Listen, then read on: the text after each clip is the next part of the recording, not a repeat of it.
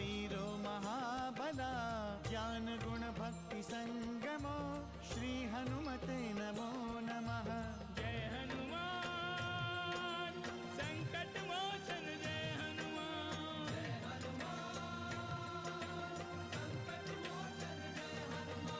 केसरी नंदन तिहु जगवंदन अंजनी सुत बलधारी। केसरी नंदन तिहु जगवंदन अंजनी सुत बलधारी। संकट मोचन नाम तुम्हारा, संकट मोचन नाम तुम्हारा, हर संकट पे भारी। जय हनुमान संकट मोचन जय हनुमान। जय हनुमान संकट मोचन जय हनुमान। संकट उसके निकट न आवे ले जो शरण तुम्हारी। संकट उसके निकट न आवे ले जो शरण तुम्हारी। संकट मोचन नाम तुम्हारा, संकट मोचन नाम तुम्हारा, हर संकट पे भारी। जय हनुमान संकट मोचन जय हनुमान। जय हनुमान संकट मोचन जय हनुमान। राक्षसों ने श्री हरि विष्णु के अवतार श्री राम की मृत्यु का आयोजन रचा था, उसे ही रोकने गया था देवी। समुद्र को पार करना कठिन है, किंतु असंभव तो नहीं। हम जिस अभियान के लिए निकले हैं उसे किसी भी स्थिति में पूर्ण करना होगा, जिसके लिए हमें साथ मिलजुल कर ही कोई उपाय ढूंढना होगा। जिनकी भुजाओं में संपूर्ण संसार पर विजय प्राप्त करने की शक्ति है, उन्हें कैसी चिंता। भले ही आपने मेरी बात नहीं मानी, किंतु आपको परामर्श देना मेरा कर्तव्य है। मंदोदरी, जो कहना चाहती हो स्पष्ट कहो। मैं आपसे निवेदन करना चाहती हूँ कि आप श्री राम से वैर भाव ना करें। यदि आपको विश्वास ना हो तो आप विभीषण से वार्ता कर सकते हैं। विभीषण श्री राम की शक्ति को भली भांति जानते हैं। मंदोदरी, तुम विभीषण जैसे अविवेकी से वार्ता करने का परामर्श दे रही हो मुझे? क्या तुम नहीं जानती कि संपूर्ण देवतागण हमारे चरणों की वंदना करते हैं? जब वो हमें कोई परामर्श नहीं दे सकते तो यह विभीषण कौन है? यदि मेरे परामर्श से आपके सम्मान को ठेस पहुंची है तो मैं क्षमा चाहती हूँ। मैं आपसे निवेदन करती हूँ कि आप देवी सीता को सम्मान सहित श्री राम के पास पहुंचा दें। इससे लंका के सम्मान की रक्षा तो होगी ही, साथ ही भविष्य के भयानक संकट भी टल जाएंगे।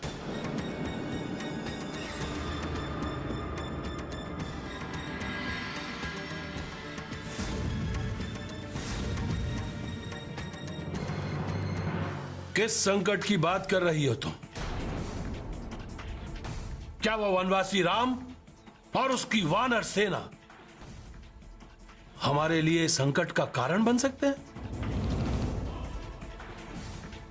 मंदोदरी, नीति अनीति, धर्म अधर्म, न्याय अन्याय का तुम्हें तनिक भी ज्ञान नहीं है, तनिक भी नहीं।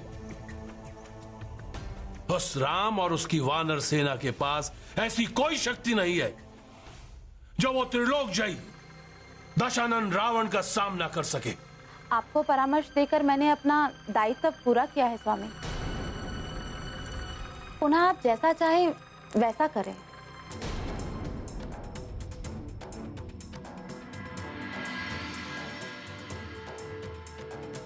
क्या यह संभव है कि एक राजभ्रष्ट कुमार, वो वनवासी राम, एक स्त्री के लिए अगम्य लंका आने का दुस्साहस करे? क्या यह संभव है कि हनुमान जैसा एक तुच्छ वानर लंका के लिए संकट उत्पन्न करे? कदाचित मंदोदरी की आशंका अनुचित नहीं है।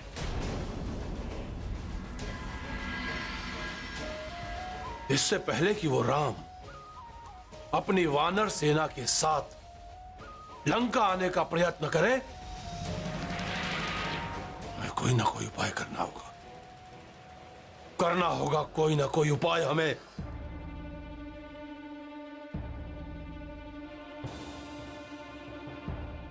सावधान!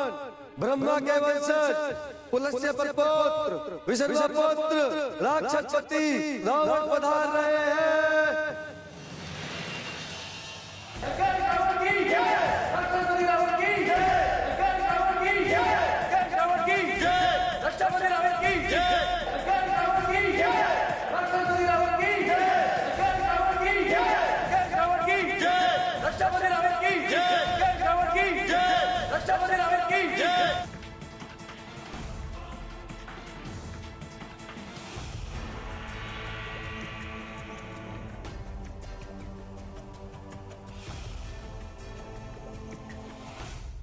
सभासदों और मंत्रियों,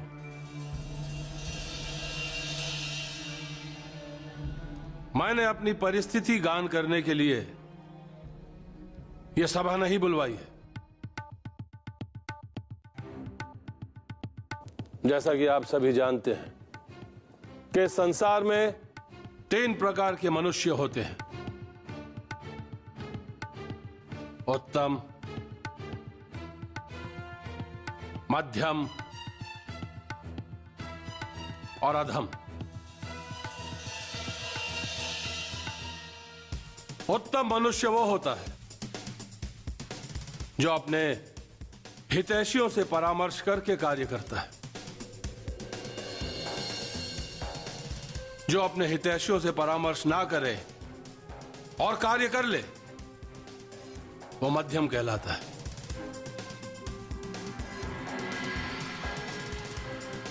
और जो मनुष्य मना करने पर भी हठपूर्वक वो कार्य करे, उसे अधम मनुष्य कहा जाता है।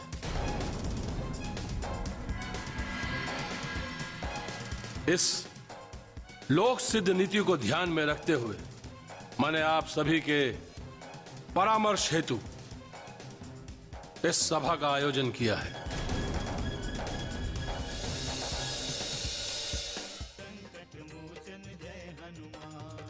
लंकेश, मैं नीति शास्त्र का ज्ञाता नहीं हूं महाराज,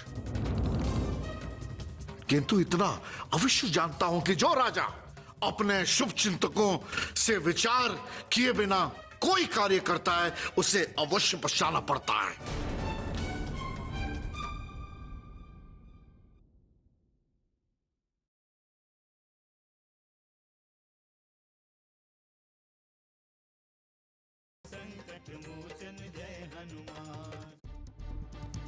लंकेश, ये हमारे लिए बड़े सौभाग्य की बात है कि आज हम सभी इस मंत्रणा में उपस्थित हुए हैं और हम सभी आपके नीति युक्त कार्यों में सहयोगी हैं। सभासदों और मंत्रियों, हमने जो कुछ भी किया है उससे पूर्व हम आप सबसे सहमति लेना चाहते थे, परंतु ऐसा हो ना सका।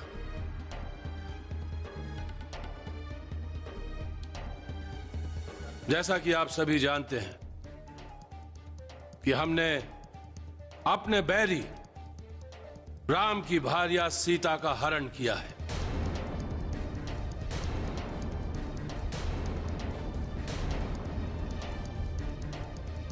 हमें राम से कोई भय नहीं है।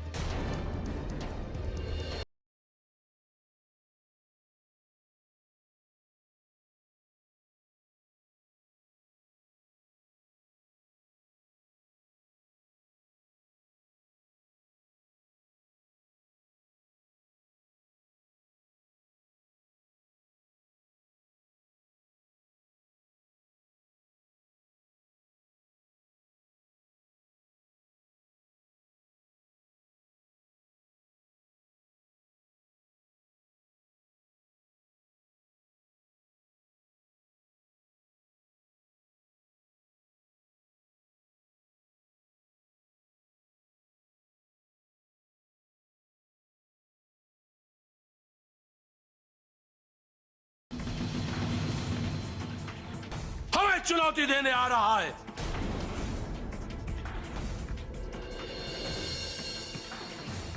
और इसका एक सेवक, वो वानर, हमारी लंका को दहन करके जा चुका है। उस तुच्छ वानर ने हमारी स्वर्ण की लंका के धन संपदा को अग्नि में भस्म कर दिया।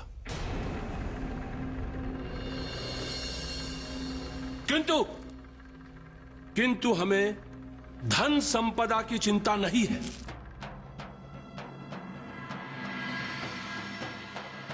नहीं हमें धन संपदा की चिंता। हमें चिंता केवल एक है, अपनी प्रतिष्ठा की। केवल अपनी प्रतिष्ठा। हम किसी भी रूप में, किसी भी मूल्य पर अपनी अस्मिता की रक्षा करेंगे, अपनी प्रतिष्ठा की रक्षा करेंगे हम। लंकेश रावण के जय। लंकेश रावण के जय। लंकेश रावण के जय। आप सभी सर्वसम्मति से यह निर्णय करने की स्थिति में है कि अब हमें क्या करना चाहिए। हम आप सभी से जानना चाहते हैं, राक्षसों के लिए और राक्षस संस्कृति के कल्याण के लिए आप सभी का क्या परामर्श है। इसीलिए हमने इस सभा का आयोजन किया है। महाराज लंकेश की जय। महाराज लंकेश, आपकी इस सभा का कोई अर्थ नहीं है। आपने उस समय यह सभा नहीं बुलाई जब आप देवी सीता का हरण करने गए थे।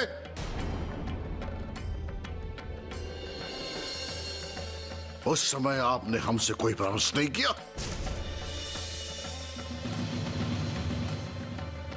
आपने जो किया है वो अनुचित और अनीतिपूर्ण है। राजा के जिस कार्य का प्रभाव सारी प्रजा पर पड़ता है, वैसे कार्यों में प्रजा से विचार विमर्श अवश्य करना चाहिए। ये मेरी मान्यता है। लंकेश, मैं नीति शास्त्र का ज्ञाता नहीं हूं महाराज, किंतु इतना अवश्य जानता हूं कि जो राजा अपने शुभ चिंतकों से विचार किए बिना कोई कार्य करता है, उसे अवश्य पछताना पड़ता है।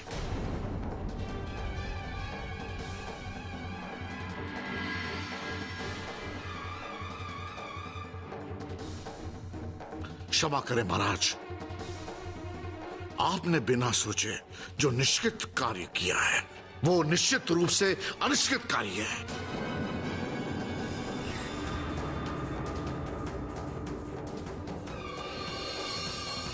पुनः महाराज, राम के बल और शौर्य वर्षों पूर्व आपने सिद्ध आश्रम में देख लिया था। राम ने पूरे सिद्धाश्रम से हमारे सैनिकों को मार भगाया था।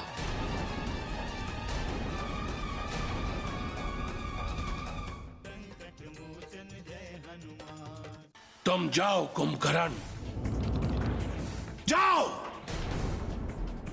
रत्न गुहा में शाश्वत विश्राम करो। इस सहोदर रावण से तुम्हारा कोई प्रयोजन नहीं है, कोई प्रयोजन नहीं है तुम्हारा।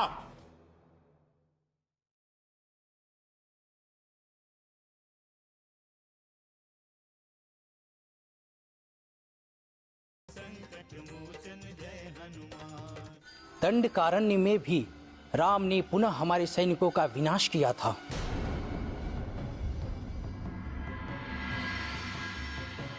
खर, दूषण, मारीच और सुबाहु जैसे महाप्रतापियों का वध कर दिया है उन्होंने। इतना सब कुछ जानते हुए भी आपने महाबली को चुनौती दे दी है।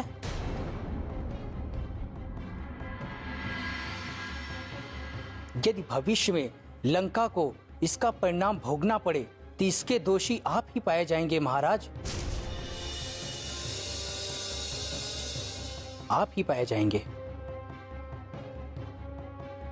राजन, मैं अपने वंश, अपनी संस्कृति, अपने राक्षसों की प्रतिष्ठा के लिए अपने प्राणों की कभी चिंता नहीं की।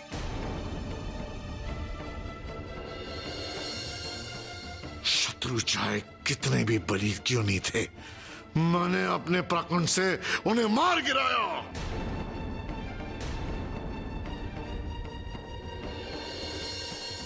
परंतु इस दुष्कार्य में हम आपका कोई सहयोग नहीं कर सकते।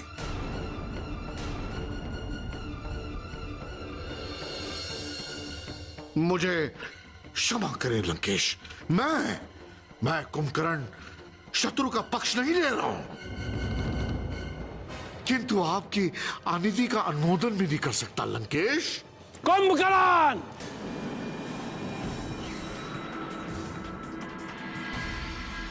हमें तुम्हारी कोई आवश्यकता नहीं है, कोई आवश्यकता नहीं है हमें तुम्हारी।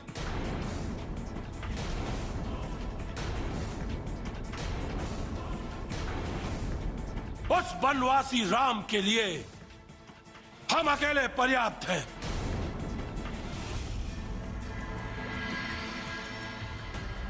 संग्राम में छूटे हुए मेरे बाणों से वो वनवासी राम नहीं बच सकता।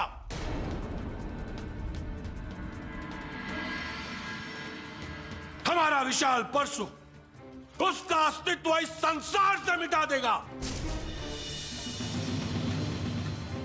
जिस प्रकार सूर्य नक्षत्रों की क्रांति नष्ट कर देता है, उसी प्रकार उस वानरी सेना को हम देखते ही देखते नष्ट कर देंगे।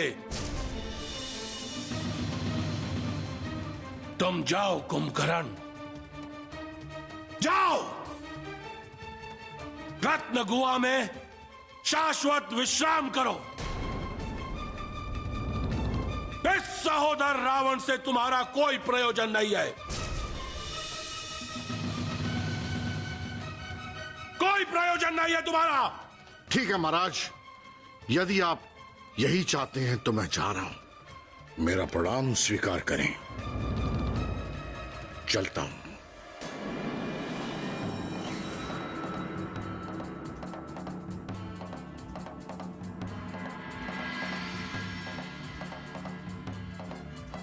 किंतु महाराज, इसके बाद भी लंका को कुंभकर्ण की आवश्यकता पड़े तो निसंकोच मैं आपकी सेवा करूंगा। जय लंकेश।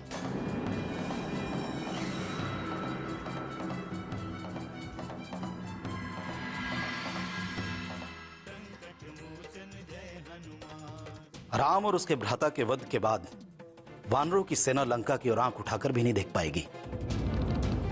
सीता भी राजरानी बनने के लिए विवश हो जाएगी। सत्य कहा। यदि हम उनका वध अभी कर दें तो भविष्य में होने वाला युद्ध टल सकता है।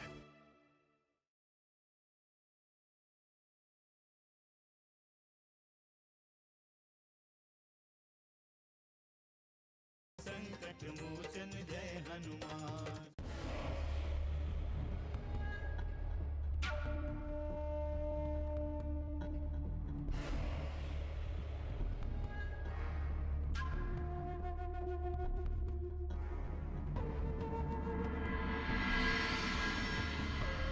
महाराज लंकेश की जय हो।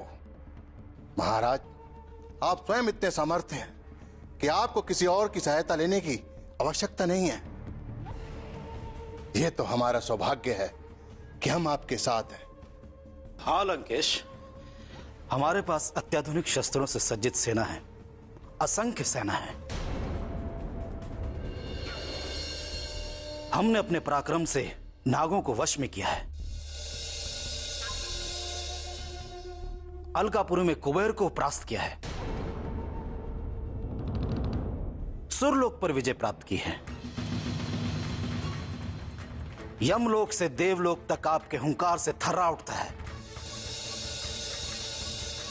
पुनः राम में ऐसा क्या है महाराज जिसके लिए आपको इतना सोचने की आवश्यकता पड़ गई है? महाराज, हमारे समक्ष देव, दैत्य, नाग, गंधर्व, पिशाच कोई नहीं ठहर सकता, तो पुनः मानव को लेकर आप इतने चिंतित क्यों हैं? क्षमा करे रक्षेंद्र, जब वानर हनुमान लंका में घुस आया था तब हम सावधान नहीं थे, जिसके कारण उसने भारी उत्पात मचाया था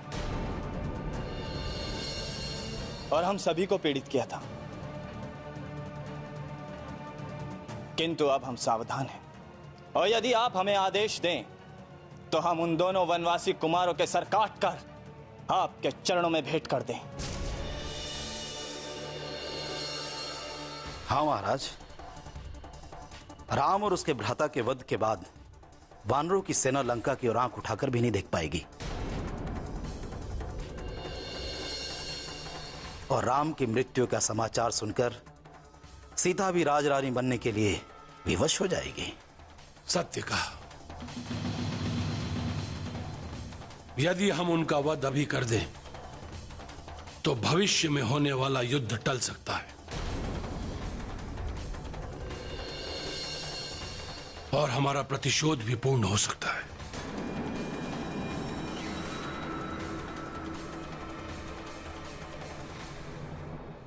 मैंने देवी सीता को मुक्त करने का निवेदन किया था। महाराज लंकेश को मेरा निवेदन असह्य हुआ। शर्मा उन्होंने मुझे देशद्रोही कहा।